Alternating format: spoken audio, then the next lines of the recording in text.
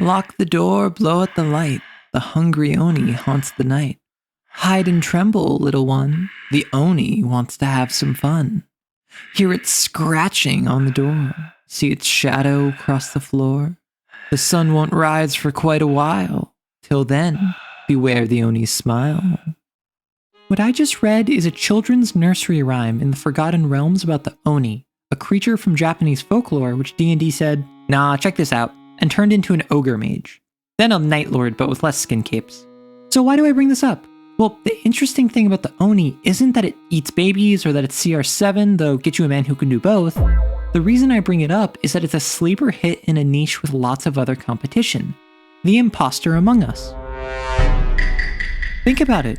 Changelings, devils, hags, vampires, and even fae all play the role of a monster that infiltrates society.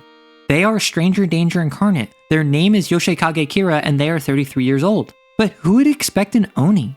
These large giants are lawful evil with a 14 intelligence, 12 wisdom, and a 15 charisma, plus shapeshifting to boot. They can charm a person with their words or a spell if it comes to it.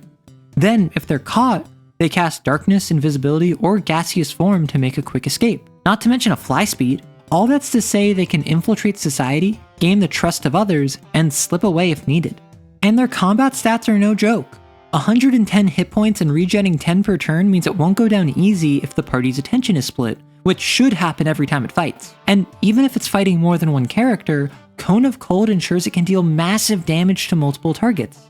And to get in their heads for a moment, the party's probably never fought an Oni before.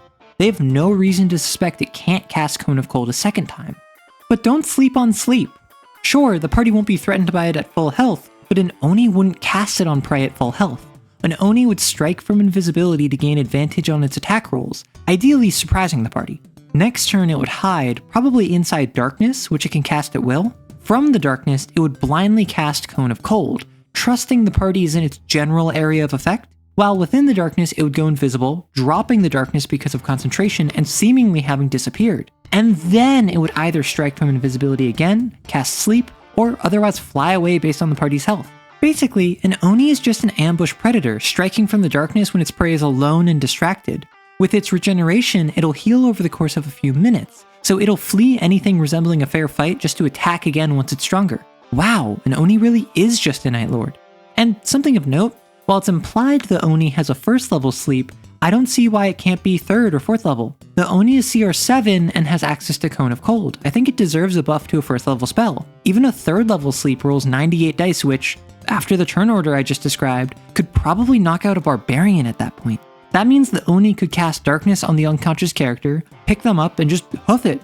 Or flap it. How does an Oni fly? I choose to believe it has a jetpack to fit with the Night Lord imagery.